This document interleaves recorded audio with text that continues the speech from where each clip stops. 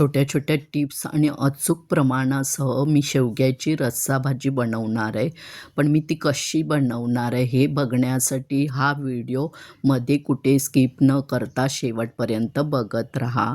नमस्कार, मी शोभना गृहिणीज किचनमध्ये आपलं स्वागत आहे.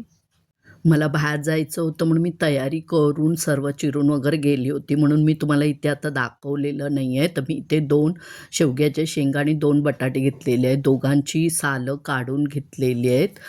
शेवग्याच्या शेंगाची जेवढी निघतील तेवढी काढा आणि कट करून घेतलेले आहेत. त्याच्या 8 पीस झालेले आहेत आणि बटाटे चौकोनी ह्याच्यात चिरून घेतलेले आहेत आणि पाण्यात ठेवलेले आहे जेणेकरून काळे पडू नयेत म्हणून. तुम्ही तुमच्या आवडीप्रमाणे शेवग्याच्या शेंगा आणि बटाटे घेऊ शकता. वाटण्यासाठी 1 वाटी ओलं खोबरं घेतलेलं आहे खवलेलं, मूठभर कोथिंबीर, अर्धा कांदा आणि अर्धा टोमॅटो बारीक चिरून घेतलेला आहे. मी माझे व्हिडिओ मंगळवार आणि शुक्रवार अपलोड करते, तर ते बघण्यासाठी तुम्ही फेसबुक आणि इंस्टावर असाल तर फॉलो करा, यूट्यूबवर असाल तर सबस्क्राईब करा आणि जी पुढे बेल आयकॉन दिसते ना त्यावर क्लिक करा, म्हणजे जेव्हा जेव्हा मी व्हिडिओ अपलोड करेन तेव्हा तेव्हा तुम्हाला नोटिफिकेशन मिळत जाईल. अर्धा चमचा आलं लसूण पेस्ट घेतलेली आहे मी. तुमच्याकडे जर नसेल तर 5-6 लसूण पाकळ्या आणि अर्धा इंच आल्याचा तुकडा घ्या. आता हे आपण सर्व मिक्सरला छानपैकी बारीक करून घेऊया. आता आपलं वाटण छानपैकी तयार झालेलं आहे. मी ह्याच्यामध्ये अर्धी वाटी पाणी घातलेलं, वाटी तुम्ही कोणतीही वापरू शकता. आता आपण फोडणी घालून घेऊया.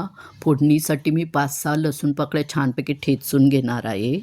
माझी रेसिपी आवडत असेल तर लाईक आणि शेअर करा तुमच्या मित्रमैत्रिणी नातेवाईकांना आणि त्यांनाही सांगा लाईक आणि शेअर करायला. तुम्ही माझे व्हिडिओ कोणत्या गावातून, शहरातून, देशातून बघता तेही कमेंटमध्ये सांगा आणि कमेंट करत जा, मी वाचते तुमच्या कमेंट. 1 मोठा चमचा तेल घेतलेला आहे, पाव चमचा जिरं, पाव चमचा मोहरी, ठेचलेल्या लसणीच्या पाकळ्या घालायच्या आहेत आणि 5-6 कढीपत्त्याची पानं घालून छानपैकी फोडणीमध्ये परतवून घ्यायचं आहे.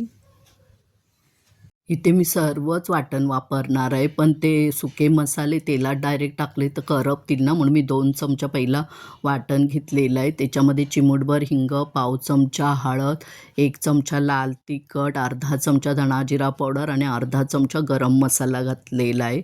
लाल तिखट आणि मीठ हे तुम्ही तुमच्या अंदाजाने कमी जास्त करू शकता. 1 मिनिट छान परतवून घेऊया. आता राहिलेलं वाटणही घालायचं आहे, तेही छान मिक्स करून 1 मिनिट परत परतवून घ्यायचं आहे छानपैकी. अर्धा चमचा मीठ घातलेलं आहे, ते मिक्स करून घेऊया. 2 शेवग्याच्या शेंगांच्या 8 पीस झालेत मीडियम आकाराचे आणि बटाट्यांचे पीस पण थोडे मोठेच ठेवा, एकदम बारीक करू नका, नाही तर मग शिजून पेस्ट होऊन जाईल. आणि छानपैकी मिक्स करून घ्या. तुमच्याकडे मटार असेल तर अर्धी वाटी घालू शकता, माझ्याकडे नाही आहे. छान होतं. बारीक गॅस करून 1 मिनिट झाकण लावून वाफ घ्यायची आहे. मी 1 ग्लास इथे पाणी घेतलेलं आहे. 1 मिनिट झालेलं आहे, झाकण काढून घेऊया. 1 ग्लास पाणी मी मिक्सरच्या भांड्यात घातलेलं होतं ते घालून घेऊया. अजून अर्धा ग्लास घालणार आहे. एकूण 1.5 ग्लास पाणी घातलेलं आहे. बघू शकता इतपत पातळ झालेलं आहे, कारण भाजी अजून शिजायची आहे ना, मग शिजून कमी होणार पाणी. गॅस फास्ट करून उकळी काढून घ्यायची आहे. बघू शकता तुम्ही उकळी आलेली आहे. आता गॅस कमी करायचं, झाकण लावायचं, छानपैकी शिजवून घ्यायचं आहे. 15 मिनिट झालेले आहे, शिजलेली आहे आता भाजी. बघू शकता ग्रेव्ही कशी दाट झालेली आहे, अशीच ठेवायची आहे. बघू शकता बटाटा शिजलेला आहे, म्हणजे भाजी परफेक्ट झालेली आहे. कोथिंबीर घालून घेऊया. गरमागरम भाजी तयार आहे. तर आता आपण बाउलमध्ये काढून घेऊया. तुम्ही ही भाजी भाताबरोबर, भाकरीबरोबर, चपातीबरोबर कशाबरोबरही खाऊ शकता. छान होते, करून बघा आणि वेळात वेळ काढून व्हिडिओ पाहिल्याबद्दल धन्यवाद. मस्तच.